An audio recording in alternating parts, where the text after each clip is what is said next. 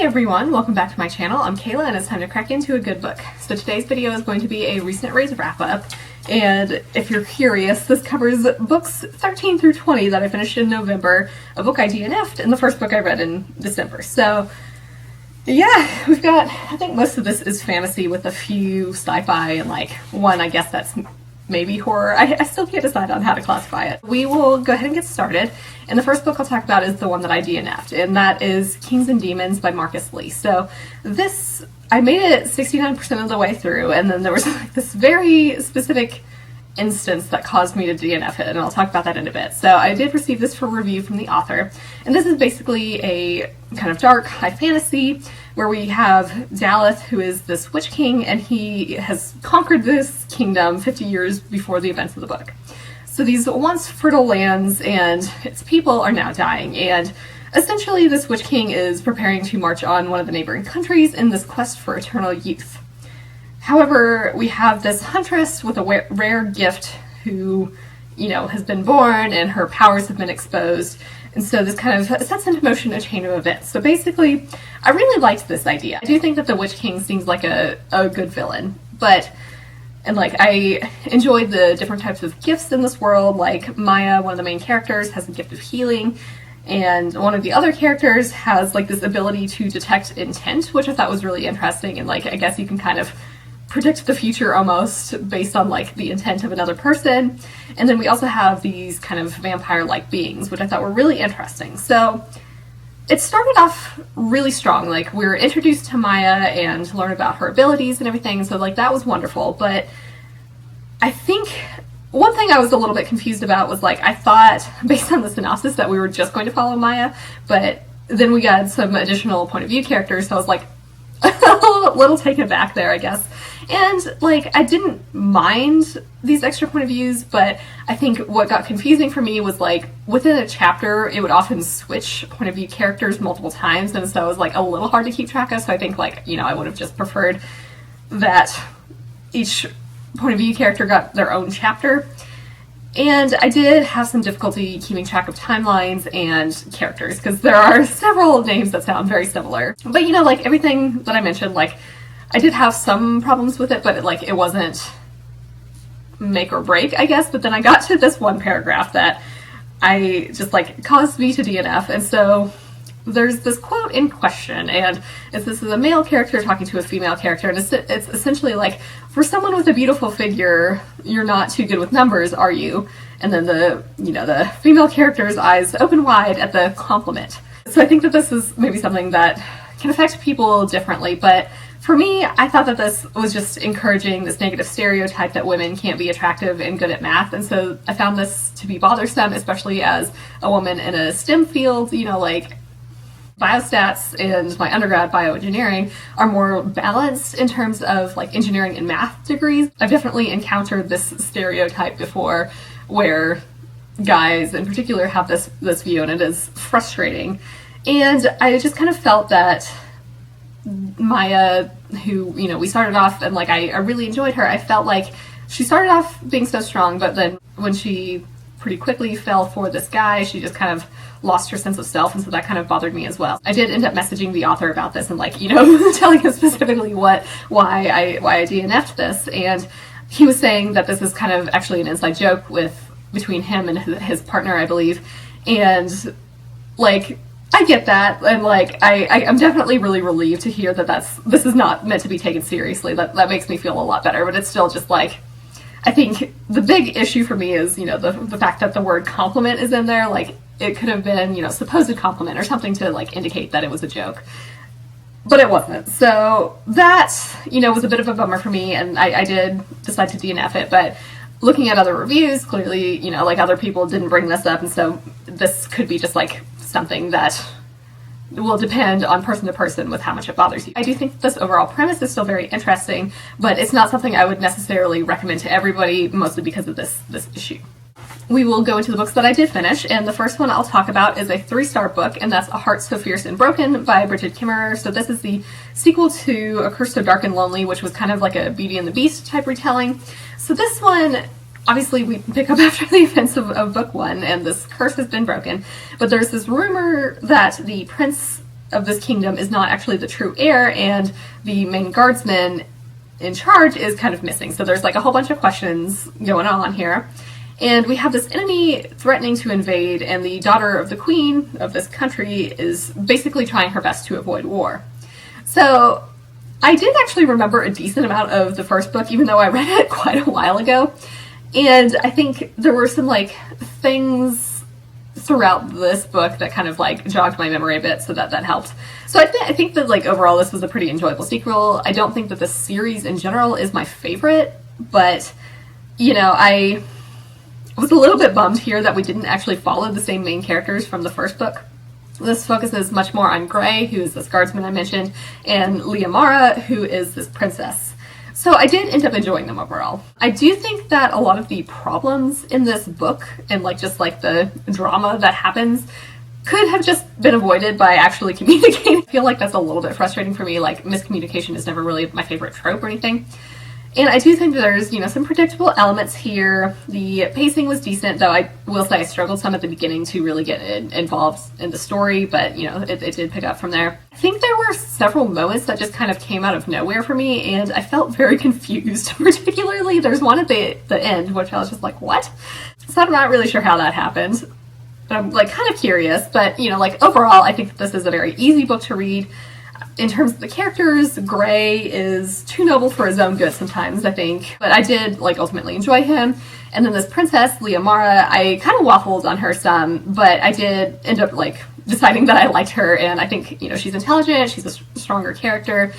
So she was pretty enjoyable, and in general, I thought it was really nice to see the relationships between all the characters develop over the course of the book. So overall, I think, like, I did enjoy this, but I did miss following Harper, who was one of the main characters from the first book. And so this is something, like, I'm still kind of interested in reading the third book. I don't know if the third one's supposed to be the final one or not, but still interested in it, but it's certainly not a high priority for me. So then we have a couple of 3.5-star books to talk about. And the first of these is The Burning God by R.F. Kuang. So this is the third and final book in the Poppy War series. And essentially, our main character, Rin, must return home to the south to recruit the common people to defeat her enemies. So overall, I think that this was a good conclusion to the story, but I didn't think it was nearly as strong as the other two books. So I think in particular, the pacing was really off for me. Like, I had a strangely hard time getting into the story, and there were places where there was either, like, too much or not enough description. So, like, for instance, you know, it'd be, like, really descriptive details about things that were, like, not as important, and then, like, battles would be over in 2 scenes. And, like, there were several instances where I had to reread things because I was like, what just happened? Like, I'm really confused. How is this over already? So that was just, like, a little bit strange to me. But overall, I think there were some exciting moments, and I do think that this was a good ending. Though, again, this is something that, like, I would have preferred to have more than a few pages to go over. I do think that this overall story arc feels really appropriate to just, like, the general story being told in this entire series. I didn't feel like there was as much character development here as in the other books. Obviously, like, we did get some character development with Rin because she is our main character, but, like, the side characters were just kind of there and made some choices that were a little puzzling to me based on, you know, their actions and, like, what we've seen of them in the previous 2 books. We do have some fun new characters who I liked, and again, kind of like going back with some of the older characters, you know, some of them are just kind of resigned to their fates and, like, not really doing much, which I thought, I don't know, and they were just, like, weren't as involved as I really wanted, so I was a little bit disappointed in that. I think Rin, you know, she's finally finding a bit of a balance with her powers, but she is not entirely sane and certainly is a flawed main character. I don't know, I mean, it definitely stays true to this, like, generally dark and bleak tone throughout, but so ultimately I did end up enjoying this, and, like, that's why obviously I rated it a 3.5, but compared to the other books, this was just by far the weakest to me. So I know Amber from Books of Amber had very similar feelings to this as I did, but I also know people who absolutely loved it. Like, I think Lena from Sufficiently Advanced Lena loved it. So, you know, I think overall this series is still worthwhile. I just kind of wish we had a little bit more time spent, particularly with the battles. The other 3.5-star book I'll talk about is The Queen of the Tearling by Erika Johansen. So I buddy read this with Kat from Brews and Reviews. So essentially we have this princess who's been raised in exile, and she has to go back to claim her rightful throne. She's surrounded by enemies on all sides, including an evil sorceress, but she does have weapons of her own, including a magic sapphire. War draws near, and so she's basically on a quest to save her kingdom and find her destiny. So I thought that this was a really promising start to the series. I think it is slow in places for sure, and it does feel like a bit of a setup to bigger things to come, but I still enjoyed it, and like I'm very curious to see what happens next. I was really surprised to find out that this is kind of like in the real world. You know, it mentions things like New London and then like the British and Americans. So this seems to be like some sort of dystopian future, but fantasy. And that was like a little bit odd because I feel like I haven't heard anybody mention that. So like I was a little bit taken aback, but I'm very curious to see like how things actually got to this point and what all happened. This, I think, is much more focused on the characters. Like, I would say this is more of a character-driven book than a plot-driven book.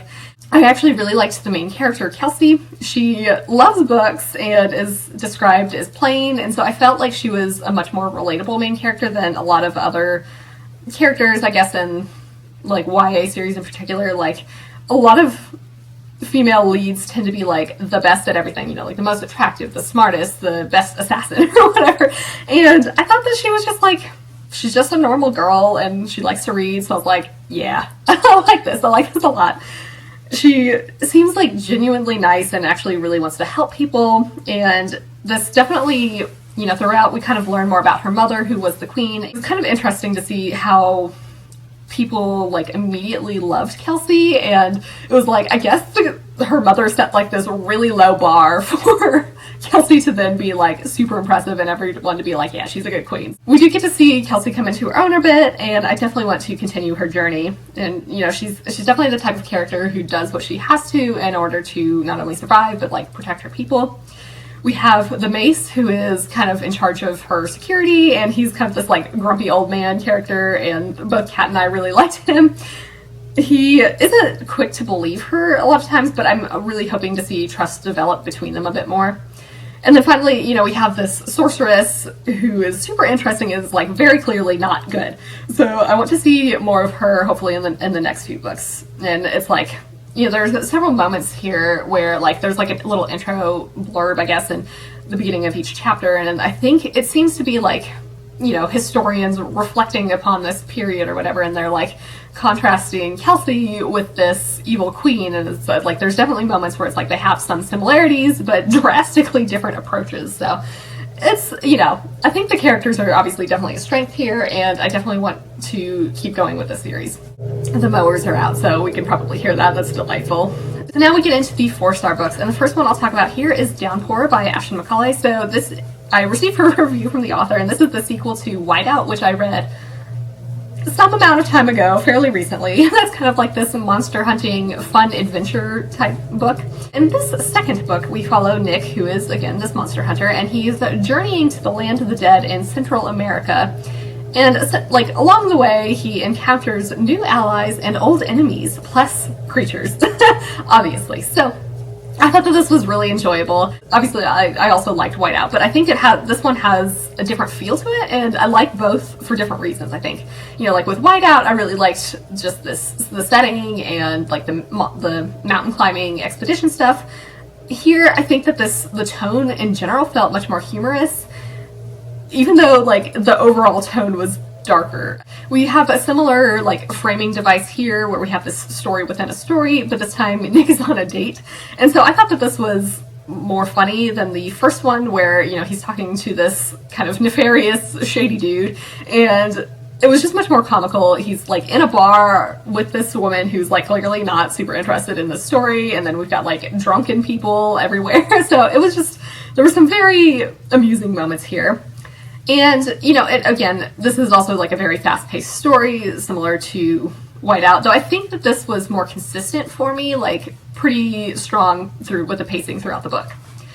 We also have plenty of new creatures here. So Nick has to battle some river serpents, there's werewolves, there's gods, there's even more. So, you know, I think with Whiteout, I had mentioned like wanting to have more Yeti time. So here, like, we definitely got more creature time, and that was awesome. The jungle setting is obviously like makes for some rather tense moments, and what I thought was particularly funny, there's like several movie references here. In particular, like I specifically remember the ones about Predator and Gladiator, and I think there were others that like I remember reading at the time and like making a note of it to myself, and then naturally I forgot to write it down. Nick is still like this drunken lead, I guess, but I think he seems to be developing more here, and like we get to see his capacity to actually care for others and grow, so like I'm very interested to see where his journey leads us. We obviously have more snark and humorous moments here, so I loved that. And like at one point as he's telling this story, I was like, but what if he is actually making all of this up? What if this is not real? And like I thought it was kind of funny that some of the other characters like that he's telling the story to were like, you're just, you know, making all of this up. This is just a lie. And he's like, no, it's real. So I just found that amusing.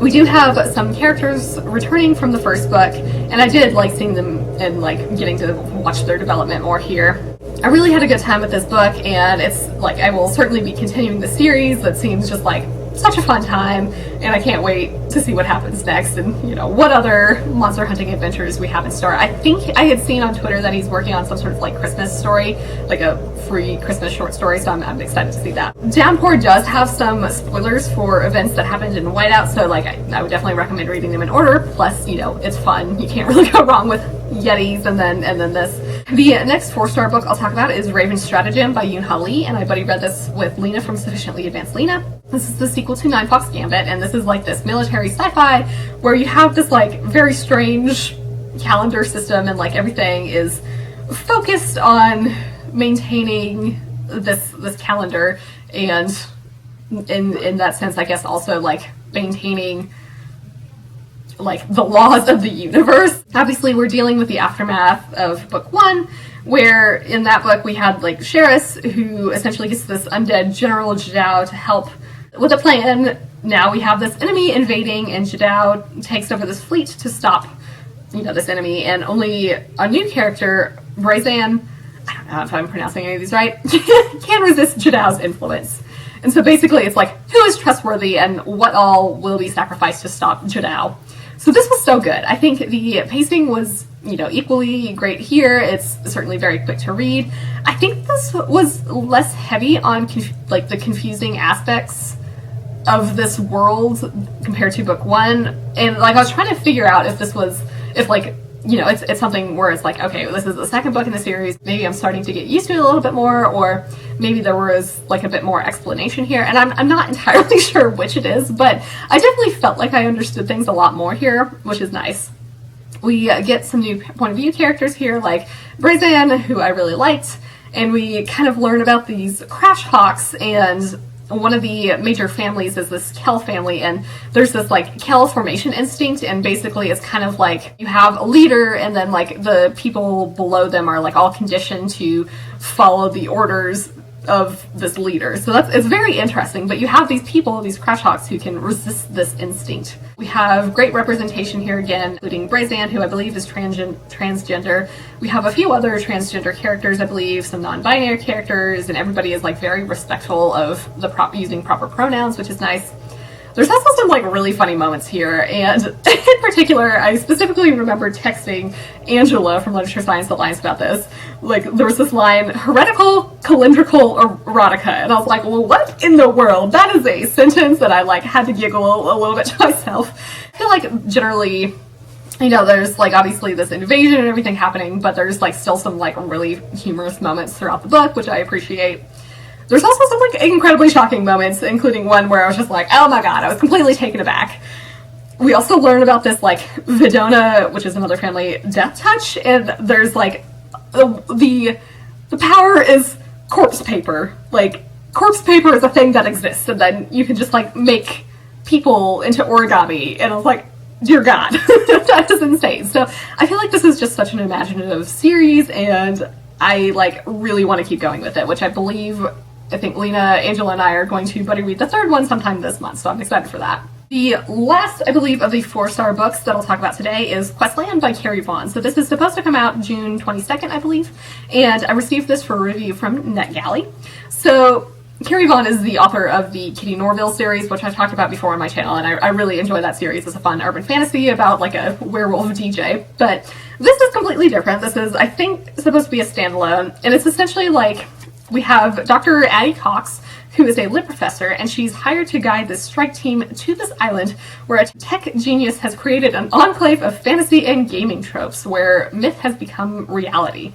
So on this island, the designers and engineers have mutinied, and they essentially have this energy field up that prevents communication in any approach to the island, and Addie is essentially sent in to help, you know, figure out what's going on and save the day. So I thought that this was so enjoyable. It reminded me of like Jurassic Park, but make it fantasy. It's such a great idea in concept, but often, you know, also with Jurassic Park, like there's clearly some things that go wrong here, and it's just really interesting to see, I guess, consequences of a good idea gone bad.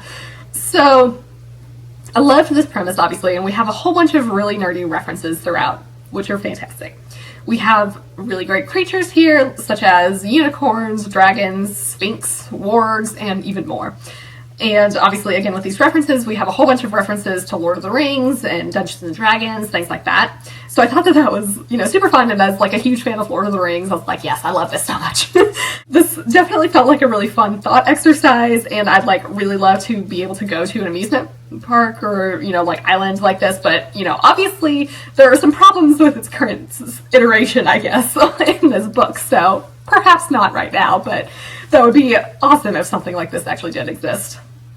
So I thought the pacing was pretty good throughout the book, and I was definitely interested the entire time and wanted to learn about, you know, obviously the island itself, you know, the different realms and everything, the different creatures, and I also was just very curious about like what had happened and why, you know, what was going on with the workers here. And we also like do get some really interesting technology that I enjoyed. In terms of the characters, I did like Addie overall. She does have PTSD, and basically we learned that in her past there was this school shooting that she had to live through, and it certainly like affects her behavior and actions in, you know, present day. So I thought that this felt like pretty realistically portrayed. I particularly liked how some of the members of this mercenary team that she goes with are like very respectful of this background, and, you know, they are very mindful for how situations may like negatively affect her. I thought Addie was super relatable, particularly in her love and respect for this island and, you know, just like the general idea of what they're doing. I also liked how she tries to solve things without violence.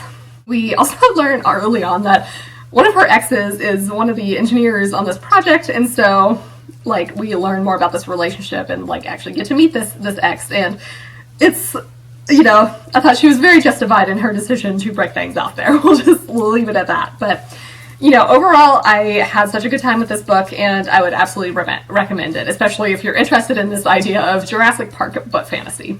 So then we get into our 5-star books, and the first one I'll talk about is The Secret Chapter by Genevieve Cogman. So this is the 6th, I think, entry in the Invisible Library series, which I've talked about before on my channel, but essentially it's an urban fantasy series where you have this library trying to like collect unique written works from alternate worlds, and you have a lot of Fae versus dragons. So in this particular one, our main character Irene must save the world she grew up in by getting this particular book. And so in order to do that, she has to deal with this Fae antiques dealer. In order to retrieve this book, she has to do this heist to get a painting with a team of dragons and Fae. So I thought that this was just so much fun.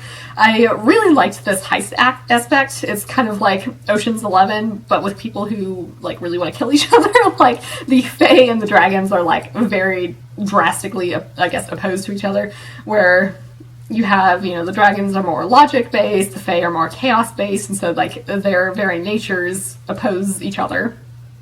I thought we had a lot of really fun moments here, and some great new characters.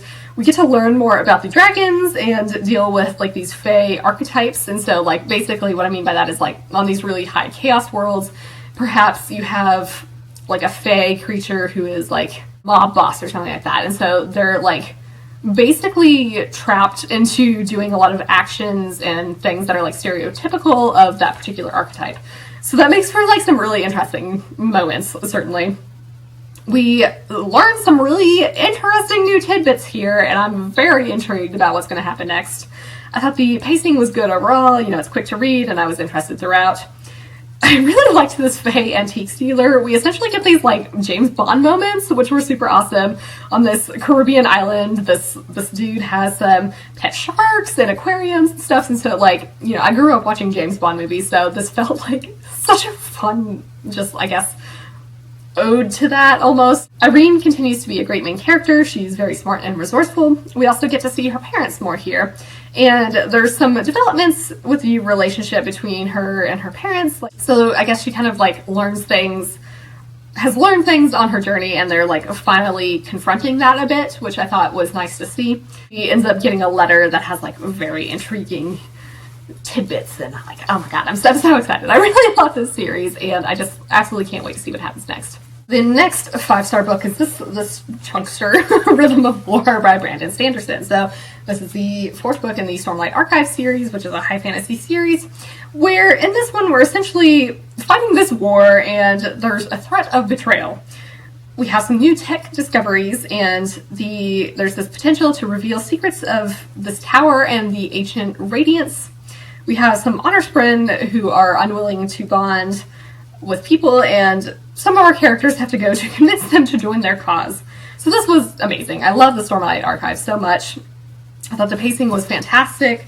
We have a whole bunch of action scenes interspersed with slower, moments like research, just learning things, obviously a lot of character development and introspection. So I thought this was just absolutely wonderful. I loved everything about it. It's so addictive. I just need to keep reading. It's obviously this gigantic book, but I feel like I allowed myself, to take my time with it, and I still read it fairly quickly, but it felt more my reading pre-booktube, where I wasn't as concerned with pushing myself to read a whole bunch every month, and I just allowed myself to really enjoy everything about it. So it was just so fantastic.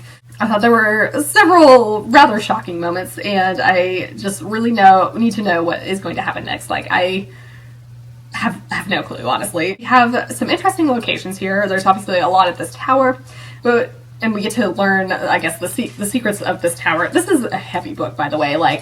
Trying to read it was honestly painful, because my hand hurts so badly trying to hold this, and so I had to prop it up on my legs and all sorts of weird reading, positions. I don't know.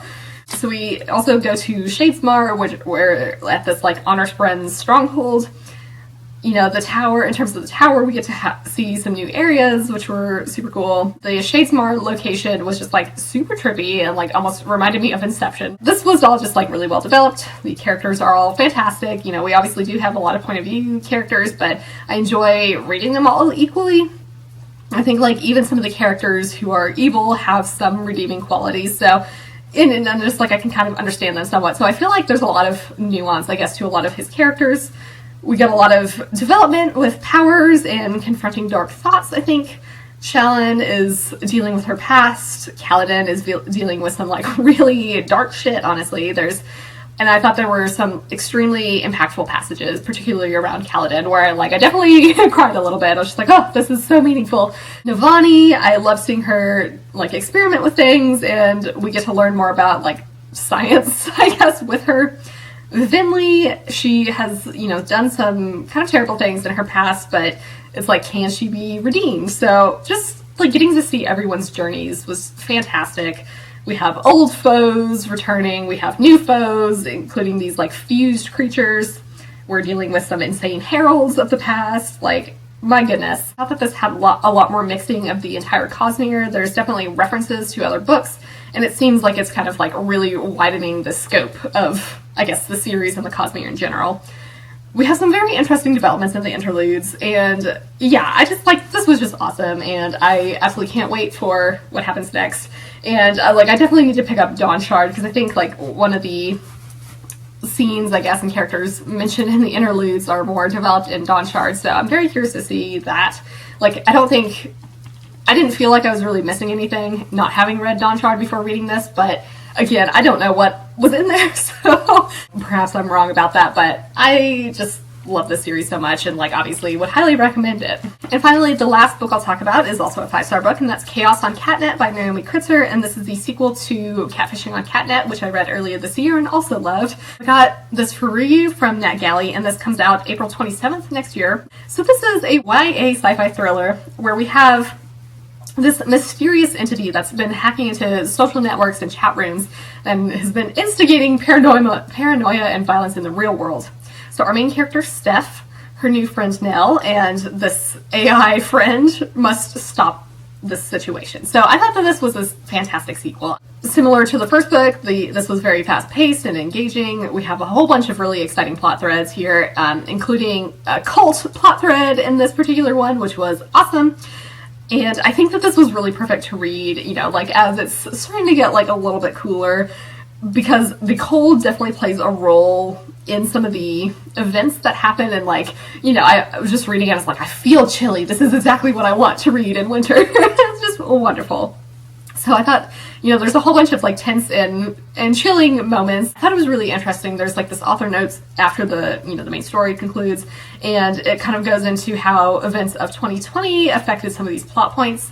And I think that this book is like envisioning a future Minneapolis where change has actually occurred, particularly in terms of the police force. So I thought that that was like just super interesting to read, like how everything affected, I guess, the story in general. The characters are absolutely wonderful, and we have a whole bunch of really great friendships.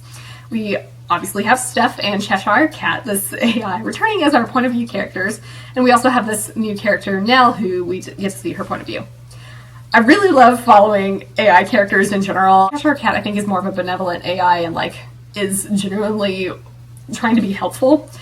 Steph, I think, is a wonderful person, and I really like seeing how she wants to help Nell out, even though, you know, they just met, and she's like very aware of, I guess, Nell's background and how this could affect her like behavior, and just like she just like really tries to reach out and be a good friend, which I thought was just wonderful.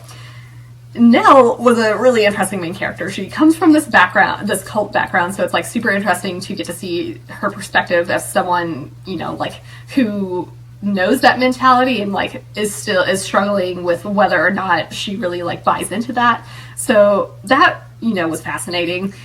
We also have a lot of really great representation again here, lots of LGBTQ plus characters, and in particular this time we also get some new representation, including polyamory and an ace character. So I thought that was, you know, just wonderful. There's definitely like a lot of grim topics here, including, you know, conversion therapy, these cults, this sort of like survivalist mentality, gun violence, riots, and more. But I think that like it still had like an overall feeling of hope, and I think in particular it's like, you know, not only have we seen change in this setting, I guess, based on like real world events, like again, like what I had mentioned with this author's note, I think we also have a lot of characters who are genuinely kind and very accepting and want to help others. So it's like, you know, even though there's a lot of dark stuff going on, there's still like threads of hope throughout, and I just like really loved that so much.